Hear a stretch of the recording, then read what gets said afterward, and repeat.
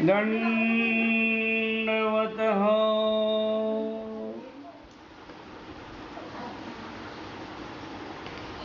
लीळाचरित्र पूर्वार्ध।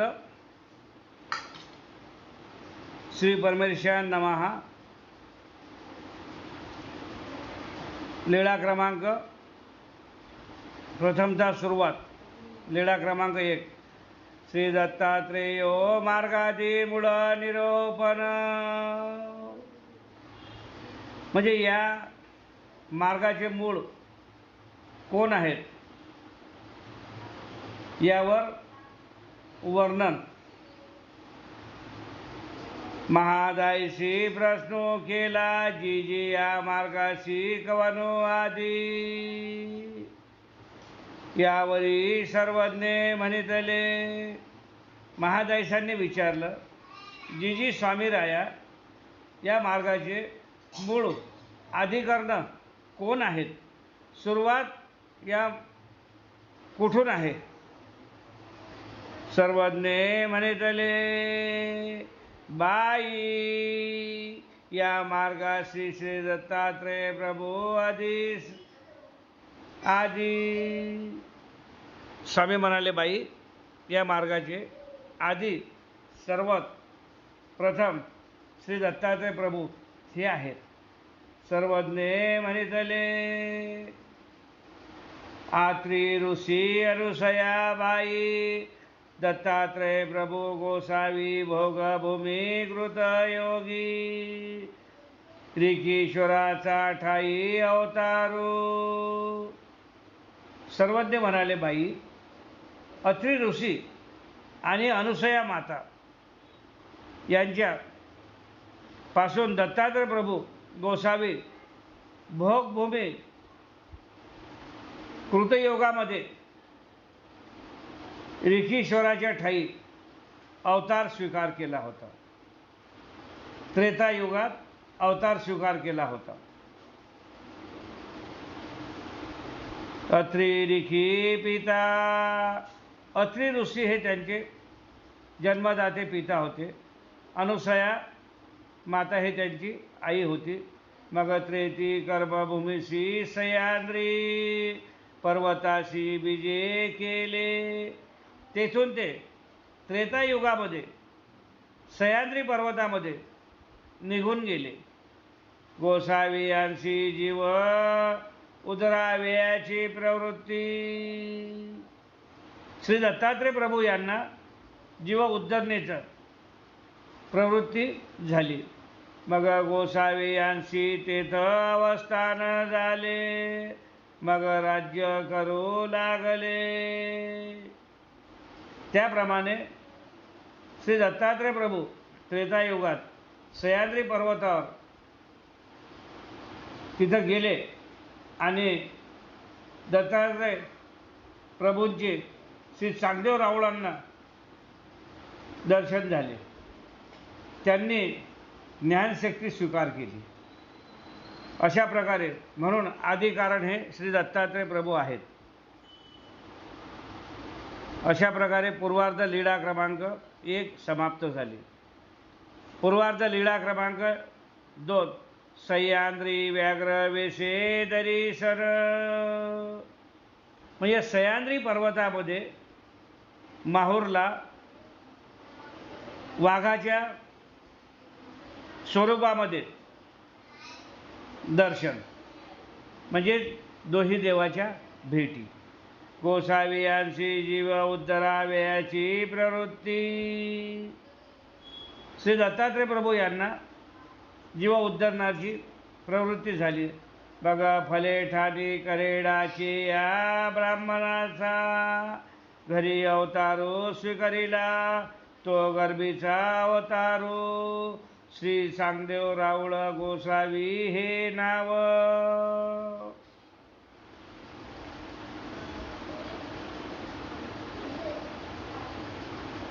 श्री चांगदेव राऊळ हे फलटणचे कराड्याच्या ब्राह्मणाच्या घरी त्यांनी गर्भीचा अवतार स्वीकार केला। चांगदेव राऊळ गोसावी हे त्यांचे नाव ठेवण्यात आले।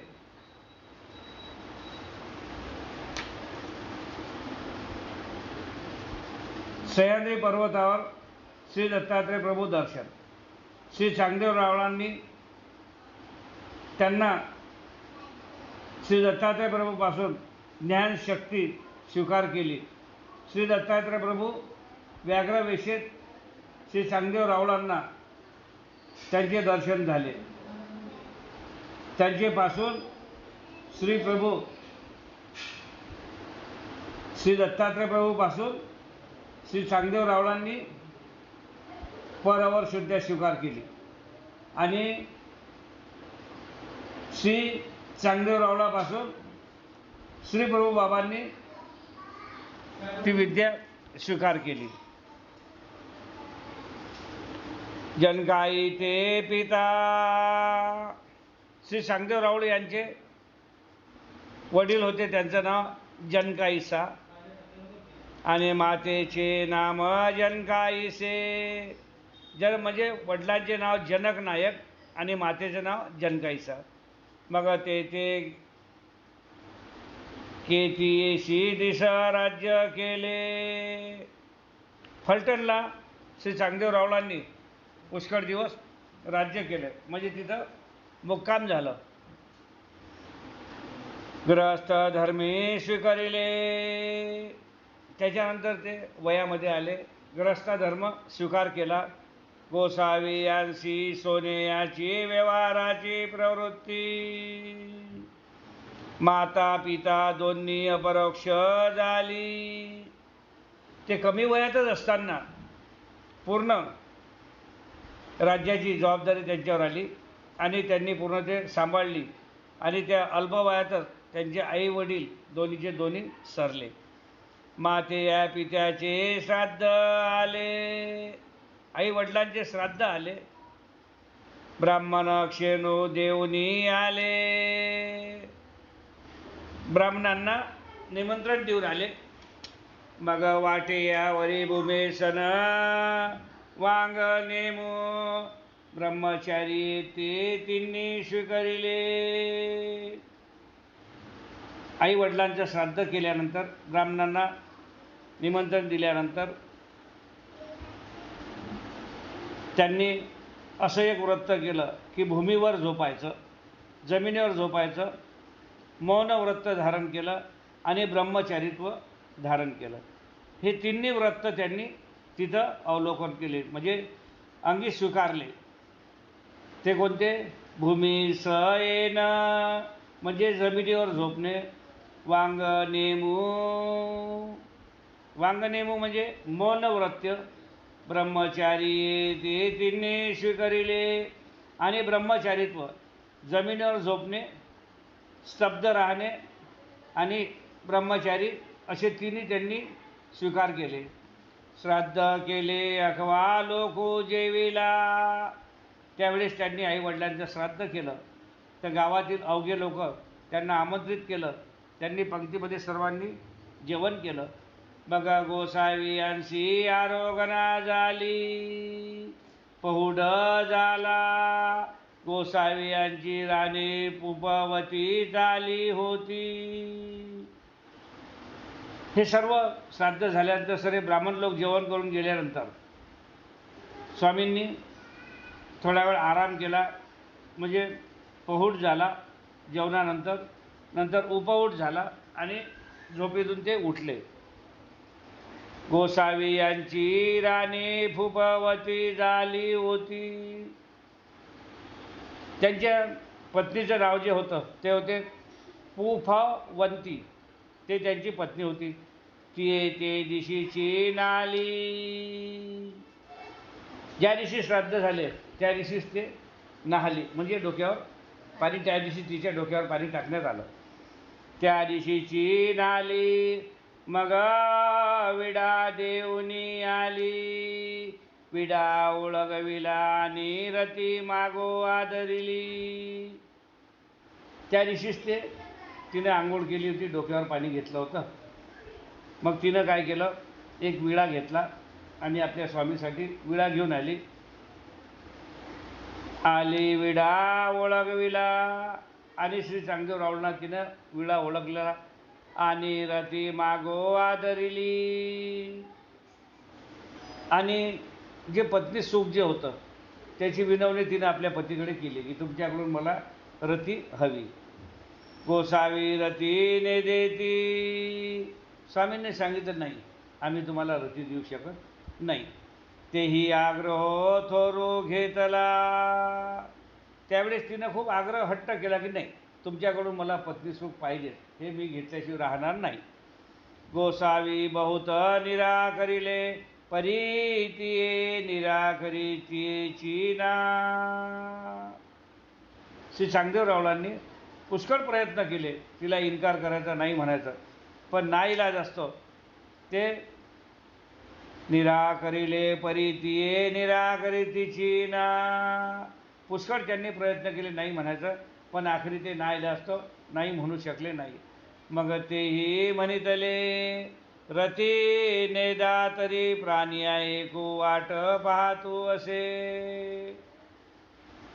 मग ती म्हणाली, तुम्ही जर मला रती देत नाही, स्त्री सुख जर देत नाही, पण आपल्याजवळ जो प्राणी येणार आहे, म्हणजे जो पुत्र येणार आहे, काय जो जीव जन्माला येणार आहे, तो जर आला नाही तर त्याचा पूर्ण दोष तुमच्यावर लागतील, हे पाप पूर्ण तुम्हाला घ्यावं लागेल. कारण तो जो जन्माला मूल येणार आहे, त्या मुलाचं जर ते नाही आलं तर तुम्हाला त्याचे दोष लागतील, तुम्हाला त्याचं फेडावं लागेल. ते याचा प्रतिवावो घडेल. त्याचा जो दोष आहेत ते दोष तुम्हाला पूर्ण घडल्याशिवाय राहणार नाही. मग सर्वज्ञे म्हणितले हूँ आता काही ऐसे मनोनी रती दिदली.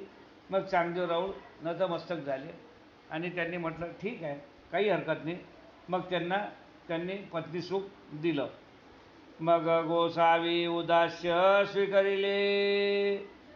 त्यांनी पत्नीला पत्नी सुख तर दिलं, पण तेव्हापासून ते खूप उदास झाले, नाराज राहू लागले. ते याचे पोटी अनुचित घेतले. ती गर्भवती राहिली, तिच्या पोटामध्ये मुलं झालं. मग येचुकी या एका दिसा कार्तिक मासा माता पुरा पवा निघाला. मग गोसावी तेन्नेची निमित्ते पवे या सरीसे बीजे केले. अचानक कार्तिक अमावस्येच्या दिवशी, कार्तिक पौर्णिमा असते नाही का, हां, की तुले एका दिसा कार्तिक मासा, म्हणजे कार्तिक महिन्यामध्ये मातापुरा पवा निघाला. म्हणजे कार्तिक महिन्यामध्ये माहूरला जाण्यासाठी पवा म्हणजे दिंडी किंवा पदयात्रा निघाली. मग गोसावी तेनेची निमित्ते पवया सरीसे बीजे केले. मग श्री चांगदेवराव जे आहे यांनी काय केलं, म्हणजे चक्रपाणी महाराज, एक लक्षात ठेवा, चांगदेवराव म्हणजे चक्रपाणी महाराज फलटणचे. त्यांनी काय केलं, हे गावाचे लोक जे सर्व निघाले दिंडीत, त्या दिंडीसोबत माहूरला जायला समोर निघाले. पेने ओवेना पवा मातापुर पावला. दररोज दरमुक्काम करत करत ती पदयात्रा दिंडी जी आहे ती माहूरला येऊन पोहोचली. अवघा लोकी पेनीशी मात्रा स्नाने केली. ते जेवढे सर्व लोक होते पदयात्रेमध्ये त्यांनी सर्वांनी पैनगंगा नदीमध्ये आंघोळी केल्या. तेही पेनेशी मात्रा स्नान केले. त्या लोकांसोबत चांगदेवरावळांनी सुद्धा त्या पैनगंगे नदीमध्ये आंघोळ केली. अवघा लोको घाटावरी निघाला. तिथं आंघोळ पाणी केल्यानंतर वर जो पर्वत होतो, पर्वतावर सर्व दिंडी जायला निघाली. तेही घाटावरी निघाले. आता बारकाई ना घ्यायच्या पुढे. तेही घाटावरी निघाले. त्या पदयात्रेवाल्या लोकांसोबत चक्रपाणी महाराज सुद्धा, म्हणजे चांगदेवराव सुद्धा त्यांच्यासोबत पायदल वर जायला निघाले. मेरुवाळा स्थान झाले. खाली मेरुवाळा तळं होतं, त्या मेरुवाळ्या तळ्यामध्ये तिथं सुद्धा सर्वांनी स्नान केलं. अवघेनी लोके सर्व तीर्थी स्नान केले. समोर गेल्यानंतर सर्व तीर्थस्थान सर्व तीर्थस्थान म्हणजे जिथं आपलं विशेष तळं आहे, जिथं आपले विशेष भेटतात, तिथं जे विशेष तळं आहे त्या विशेष तळ्यालाच म्हणतात सर्व तीर्थस्थान. त्या सर्व तीर्थस्थानावर सर्वांनी आंघोळी केल्या, सर्व तीर्थी स्नान केले, अवघा लोक पर्वतावरी निघाला. म्हणजे पैनगंगेला आंघोळ केली, त्याच्यानंतर पैलगंगेला आंघोळ केली, त्यानंतर मेरूवाड्या तळ्यावर स्नान केलं आणि तिसऱ्यानं सर्व तीर्थावर स्नान केलं. तेही पर्वतावरी निघाले. आणि तिन्ही ठिकाणी आंघोळी केल्यानंतर वर पर्वतावर जायसाठी निघाले. गोसावे उद्रा संगे धोत्र खांदी, मात्रा मोकळे केस कळा दोहो भागी. स्वामींचं धोतर नेसलेलं होतं आणि धोत्राचा एक पदर खांद्यावर होता आणि मात्रा मोकळे केस कळा हो दो भागी. दुसऱ्या खांद्यावर मात्रा म्हणजे त्यांचं जे सामान सुमान जे होतं ते गठोडं, ते एका खांद्यावर पदर, दुसऱ्या खांद्यावर धोतर, आपलं त्यांचं ते मात्रा. आणि मोकळे केस कळापळा दोहे भागी. त्यांचे केस जे होते, केश कळप, ते दोन्ही बाजूला असे अर्धे अर्धे सोडलेले होते. श्याम श्रीमूर्ती देवगिरीवरी विजय करिता ती. अशा प्रकारे श्याम श्रीमूर्ती म्हणजे 32 लक्षणी मूर्ती, अशी सुंदर श्री मूर्ती देवाची, त्या समोर जायला देवगिरी विजय करिता, म्हणजे देवगिरी वर आपण देवदेव सुरी ज्याला म्हणतो तो, तिथून वर जायला निघाले. ऐसे जात सती तवा पर्वताचा अधोपरी वेळो वाची, जाळे अंतुनी हाक देऊनी वाघू निघाला. त्या डोंगरात अर्ध्या रस्त्यात गेल्यानंतर एक वेळूचं बन होतं. वेळूचं बन म्हणजे बास म्हणतात बांबूचं वन होतं. त्या दाट वेळूच्या झाडातून बनातून अचानक एक वाघ बाहेर निघाला. काय? जाळी अंतुनी हाक देवनी वाघू निघाला. हाक देवनी म्हणजे डरकाळी फोडत, हाक देवनी म्हणजे गर्जना केली, जबरदस्त गर्जना केली, डरकाळी फोडली आणि वाघ त्या वेळूच्या बनातून बाहेर निघाला. जाळी अंतुनी श्री दत्तात्रय प्रभू, व्याघ्र वेशे धरुणी विजय केले. तर तो वाघ नसून श्री दत्तात्रय प्रभू वाघाच्या वेशामध्ये त्या बांबूच्या वनातून निघाले, डरकाळी फोडत आले. पुढा उभे ठाकले. यांच्या समोर चांगदेवरावळांच्या समोर येऊन उभे राहिले. हाक देवनी चपेट उचलूनी, पुन्हा जोराने डरकाळी देऊन आणि पंजा वर उचलला. डरकाळी दिली आणि पंजा वर उचलला. श्री मुकुटावरी चवळा ठेविला. यांच्या महाराजांच्या श्री मुकुटावर म्हणजे डोक्यावर पंजा ठेवला वाघानं, म्हणजे दत्तात्रय प्रभूंना आपला पंजा ठेवला. हां, देवाच्या चवळा ठेविला. चवळा ठेविला म्हणजे पंजा ठेविला. श्रीमुख लाविले. चांगदेवरावळांच्या तोंडाला त्या वाघानं म्हणजे दत्तात्रय प्रभूनं तोंडाला तोंड लावलं. तेथ प्रकाश पडिला. तर ज्यावेळेस दत्तात्रय प्रभूंनी चक्रपाणी महाराजांच्या तोंडाला तोंड लावलं, त्यावेळेस जशी वीज कळकळते तसा लखलखीत पूर्ण प्रकाश पडला, एकदम उजीड पडला. तेथोनी पर आणि अवर ये तिन्ही दोन्ही स्वीकारली. तो प्रकाश पडला त्यावेळेस. पर आणि अवर ह्या दोन्ही विद्या दत्तात्रय प्रभूपासून कोणी शिकल्या घेतल्या? चांगदेवरावळांनी म्हणजे चक्रपाणी महाराजांनी. मागे आलं होतं की चक्रपाणी महाराजांनी श्री दत्तात्रय प्रभूपासून पर और विद्या घेतली श्री दत्तात्रय प्रभूपासून चांगदेव रावळांनी आणि चांगदेव रावळापासून श्री भाऊ बाबांनी गोविंद बाबूंनी आणि गोविंद प्रभूपासून चक्रधर स्वामींनी अशी विद्या पर अवर विद्या जी होती त्या 3 ठिकाणी प्रदान करण्यात आली. वाहिलीने प्रदान करण्यात आली, मग त्यांनी स्वीकार केली. यांनी दिली आणि त्यांनी स्वीकार केली. पर आच्छा दिले अवर प्रगटिले. पर अवर विद्या जी होती ते आच्छा दिली आणि त्यांनी प्रगट केली, जवळ घेतली.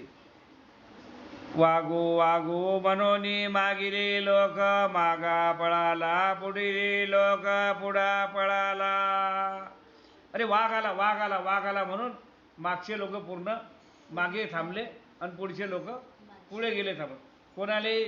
कोणाची चिंता नाही, फक्त त्या वाघाच्या डरकाळ्या फुटले पुढे. वागो वागो मनोनी मागिलो लोक माग पळाला, पुढील लोक पुढा पळाला. मागचे लोक मागे गेले, पुढचे लोक पुढे गेले, काहून वाघ आला म्हणून. मग श्री दत्तात्रय प्रभू अदृष्ट झाले. ह्या दोन्ही देवाच्या भेटी झाल्यानंतर दत्तात्रय प्रभू तिथं अदृश्य झाले. हां सांगतो. अदृश्य झाले मग गोसावी नगरांतू बीजे करीती पुढे करीती. मग चांगदेव रावळ जे आहे ते नगरामध्ये आले, म्हणजे माहूरला आले. तिथं आल्यानंतर ते दैनंदिनी भिक्षा मागायला लागले. भिक्षा करत होते आणि मेरूवाळा तळ्याच्या काठी देवेदेवेश्वरी पहुड स्वीकारिती. मेरूवाळा रोगन करीती देवदेवेश्वरी पहुड स्वीकारिती. ऐसे के तुले एक दिस. माहूरला म्हणतात 2 स्थान आहेत, एक श्री दत्तात्रय प्रभूचं निद्रास्थान आणि एक चक्रपाणी महाराजांचं निद्रास्थान. तर हे गावात भिक्षा मागायची, मेरूवाड्या तळ्याच्या काठावर जाऊन आंघोळ करायची, जेवण करायचं आणि दैनंदिनी निद्रा करायसाठी तिथे जात. कुठं? देवदेवश्वरीला. माहूरचीच लीळा आहे. देवदेवश्वरीला जाऊन तिथं झोपायचे. श्री चांगदेव रावळी मातापुरी राज्य केले. अशा प्रकारे चांगदेव रावळांनी मातापूरला म्हणजे माहूरला राज्य केले, म्हणजे तिथं ते मुक्कामी राहिले. मग वैशाखी येसी द्वारावती पवा निघाला. काही दिवस मुक्काम झाल्यानंतर वैशाख महिन्यामध्ये द्वारकेला जायसाठी दिंडी यात्रा निघाली आणखी तिथून. ते या लोकासरीसे श्री चांगदेव रावळी द्वारावतीशी विजय केले. त्या पदयात्रे करून सोबत श्री चांगदेव रावळ यांनी स्वतः द्वारकेला जायसाठी जे दिंडी निघाली पदयात्रा, त्या पदयात्रेसोबत ते स्वामी द्वारकेला जायला निघाले. मग द्वारकीये अवस्थान झाले. मग द्वारकेला आल्यानंतर द्वारकेला मुक्काम झालं. अशा प्रकारे पूर्वार्ध लीळा चरित्र लीळा क्रमांक 2 इथं संपली. समोर पूर्वार्ध लीळा क्रमांक 3 सुप्रमार्जनी क्रीडा. सुप्रमार्जनी क्रीडा म्हणजे हातात सूप घेऊन खराटा घेऊन ते क्रीडा करणे तिथं द्वारकेला. तर ज्यावेळेस इथं द्वारकेला स्वामी गेले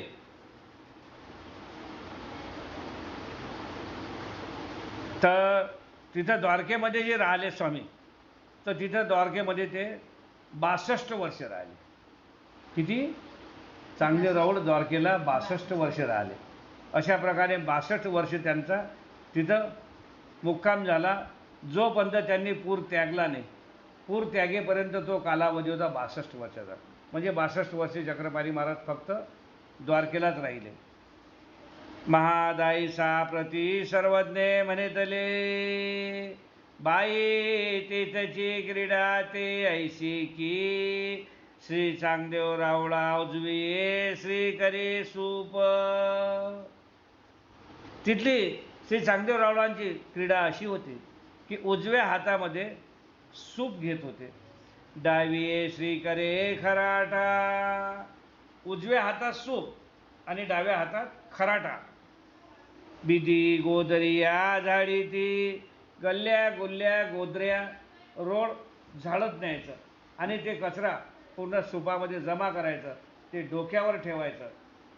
सुपी पुंजे भरीती, सुपामध्ये पुंजा पूर्ण घाण भरायची, श्री मुकुटावरी ठेवीती आणि ते सूप, ते कचरा भरलेलं आपल्या डोक्यावर घ्यायचं आणि नेऊनी गोमती मध्ये घालीती आणि तो केर कचरा वगैरे जे आहे घाण पूर्ण ते नेऊन गोमती नदीमध्ये टाकून देत होते. आणि खुद खुद करी हास्य करीती, आणि हे क्रीडा करत असताना मस्त हाशी खुशीनं मनातल्या मनात खुदखुद खुदखुद हसत होते आणि नाचत कुदत हे क्रिया करत होते. ऐसे अनंता दान देती, आणि तिथं लोकांना दान धर्म करत होते, लोकांना दान धर्म करत होते. खराट्याने अशा प्रकारे पूर्वार्ध लीळा चरित्र लीळा क्रमांक 3 इथं समाप्त झाली. समोर पूर्वार्ध लीळा चरित्र लीळा क्रमांक 4. खळे या गीत श्रवणी निर्वसू कथन. स्वामी तिथं गुंफेमध्ये बसले असताना एक खळ्या म्हणजे खळ्या नावाचा कुंभार त्याच्यासोबत म्हणणारा एक गाणं म्हणणारा होता. तो खळ्या नावाचा कुंभार आला आणि तिथं स्वामींना भेटला. खळेने दोन कुंभारे गुत गीतू केला.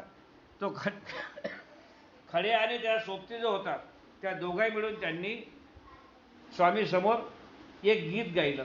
कोवळा म्हणा, गीत म्हणा, काही तर भारुड म्हणा, असं त्यांनी गीत गायलं.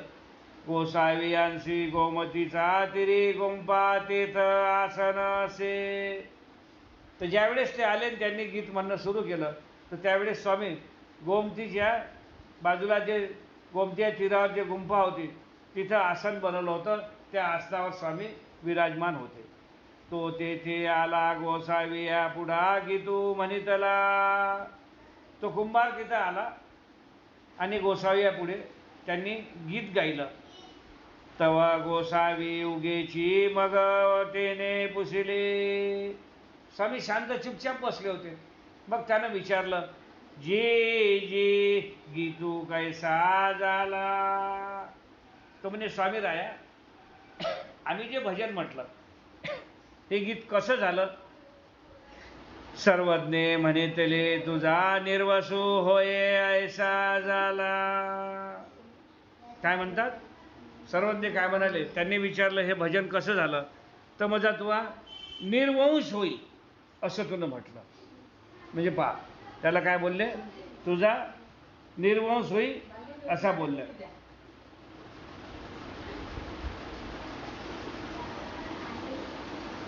अशा प्रकारे लीळा क्रमांक पूर्वार्ध 4 इथं संपले. पूर्वार्ध लीळा चरित्र लीळा क्रमांक 5. करे कुचती आसन. काय करे कुचकी आसन. कवनी एको ब्राह्मणो द्वारावतीशी निघाला. तव कांबा वाट घेतली.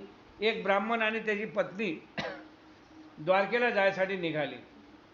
द्वारकेला जायसाठी निघाली तर रस्त्यामध्ये लुटारू लोकांनी त्याच्यावर हमला केला आणि त्याच्यातून पूर्ण त्याच्याजवळ जे काही धन दौलत होतं ते पूर्ण लुटून घेतलं. आणि लुटल्यानंतर आवगे गेले बैलो गेला. बाईला भवरी तोंडी घातली होती.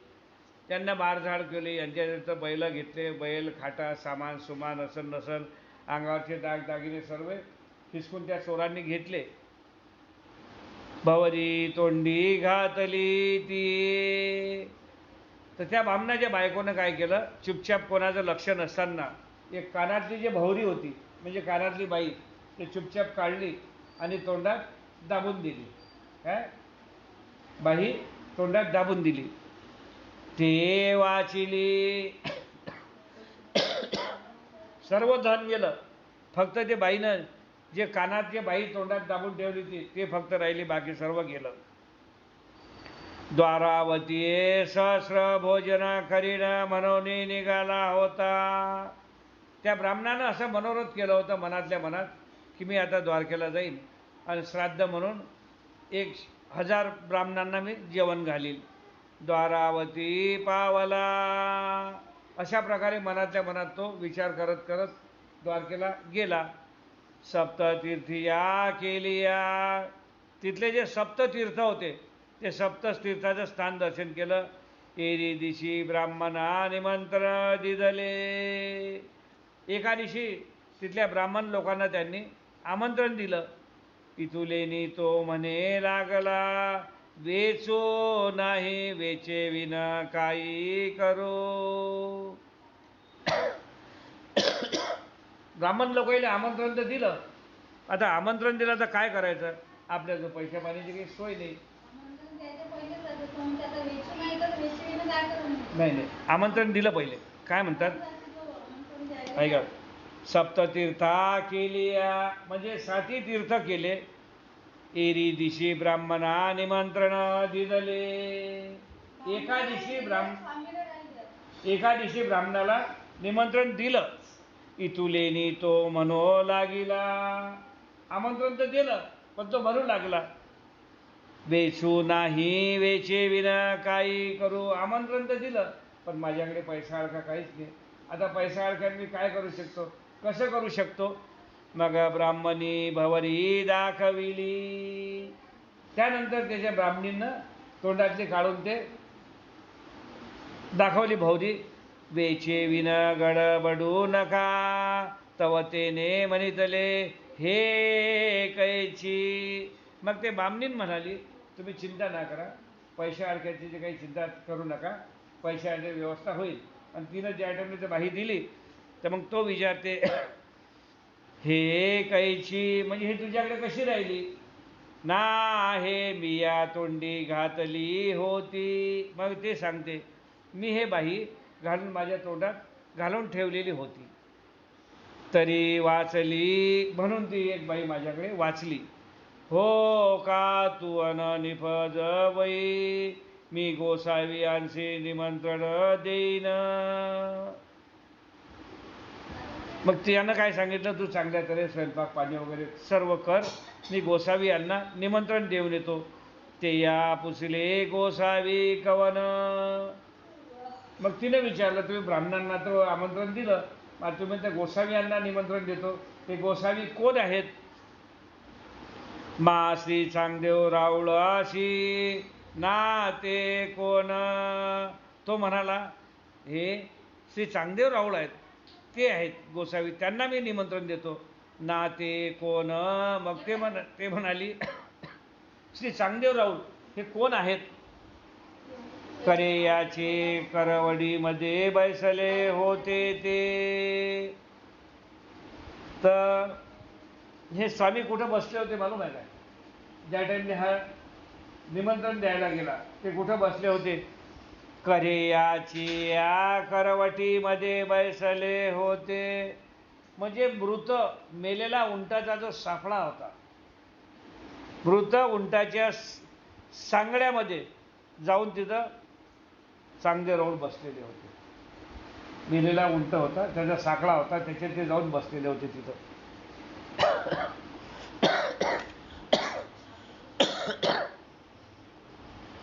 करे याचे या करवडीमध्ये बैसले होते ते, माती या कैशी अक्षेद घाल. ते अशा ठिकाणी बसले, मग ते तुमचे जो अक्षदा कशी देतील, तुमचं आमंत्रण कसं स्वीकारतील. नाते पुरुष आहाती. मग तो म्हणाला, मला इथल्या ब्राह्मणांनी सांगितलं ते इथले चांगले सिद्ध पुरुष आहेत, त्यांनाच पहिले तुम्ही दंडोत घाला. इतुकेनी तो गेला गोसावी यांचे निमंत्रण दिदले. तो गेला आणि गोसावी यांना निमंत्रण टाकले, दंडोत घातले. तियान निभजविले, त्या बाईनं चांगल्या प्रकारचं अन्न भोजन वगैरे तयार केलं. संध्या स्नान केले, संध्याकाळचं स्नान सर्वांनी केलं. तव गोसावी बीजे केले. त्या ब्राह्मणांची संध्या स्नान वगैरे झाल्यानंतर झालं, आटोपलं. तेवढ्यात गोसावी तिथं पोचले. तव तेने म्हणितले आदी गोसावी यांशी आरोगणा देऊ. ते ब्राह्मण लोक म्हणायला लागले, हे बघा, पहिले तुम्ही गोसावी यांना जेवण द्या आणि गोसावी यांना जेवण दिल्यानंतर नंतर आम्हाला जेवण द्या. मग राशी देऊ गोसावी यांशी आसन रचिले. अशा प्रकारे स्वामींना आसन बनवलं. स्वामी आसनावर विराजमान झाले. गोसावी आसनी उपविष्ट झाले. श्रीचरण क्षालन केले. स्वामींचे पाय वगैरे धुतले. तिढा झाला, पातळी वाढले. तिढा झाला, पूजा अवसर झाला आणि स्वामींना पत्रवाढी वाढली. मग आरोगणा करू लागले. श्री भाऊ आपले चांगले जाऊन पत्रवाढ वाढल्यानंतर तिथं भोजन करणं त्यांनी सुरुवात केलं. स्तब्ध, बोलले गिल्ले काहीच नाही. अस्त्रिया म्हणितले जी जी वाढू. ते बाई म्हणते जी जी वाढू. ते काही बोलत नव्हते, फक्त रप्प रप्प रप्प रप्प जेवण. हो ना, मग ते येते ना पुढे ते. तर फक्त त्यांनी जेवणच चालू केलं. गोसावी उगेची आणि आणि म्हणून वाढीती. गोसावी फक्त जेवण करत होते, हात आळवा करत नव्हते. आणा आणा आणा म्हणत, आणि ते बाई आणून वाळत होती. ती बाई मांडे वाडी. तव वरण खात. त्या बाईनं मांडे आणले आणि ताटात वाढले तर ते फक्त खीरच खात. काय मांडे वाढले तर खीरच खात. पातळी वाढली मग आरोगणा करू. एशे पांच्याशेयाचे अन गोसावी जेविले. असं पूर्णपणे त्यांनी पोटभर जेवण सुरू केलं. तव तिया पोटी भाविले. म्हणजे वरण वाढलं तर ते भात खात. भात वाढला तर वरण खात. मांडे वाढले तर खीर खात. अशाप्रमाणे स्वामीचं फक्त जेवणच चालू होतं. असं कंटिन्यू जेवण चालू असताना तव तिया पोटी भाविले. तव तिया पोटी भाविले म्हणजे तिच्या मनात असं आलं, असा कसा माणूस किती खाऊन राहिला. मी एवढा स्वयंपाक केला, काय एकटाच किती अवघडेसारखं खाऊन राहिला, असं तिच्या मनातल्या मनात आलं. इतुगेनी अनायची खादले मनोनी आणि गोसावी श्री करू आखडीला. ज्यावेळेस तिच्या मनात आलं काय हे किती खाऊन राहिला हा माणूस, किती खाते काही पथारे, जसं तिच्या मनात आलं तसं स्वामींनी हात आळवा केला. खाणं बंद. आणि गोसावी श्री करू आखडीला. गोसावी यांशी गुळुळा झाला, विळा झाला आणि गोसावी बीजे केले. अशा प्रकारे स्वामींचं जेवण झाल्यानंतर त्यांना विळा झाला, गोळा झाला, गोळणा झाला. त्यांनी हात स्वच्छ केले आणि ते उठले. ते उठल्यानंतर आणि गोसावी बीजे केले. गोसावी तिथून निघून गेले. सर्वज्ञ म्हणितले मग तिया पातळी काढलिया. तव 500 पातळी निघालिया. मग तो ब्राह्मण ज्या टाइमले पत्तरबाई उचलायला लागला, काय स्वामींची पत्तरबाई उचलायला लागला तर 1 2 3 4 अशा 500 पत्तरबाया निघाल्या. म्हणजे 500 ब्राह्मणाचं श्राद्ध स्वामींनी एकट्यानं सेवन केलं. मग तेने ब्राह्मणे म्हणितले. मग तो ब्राह्मण आपल्या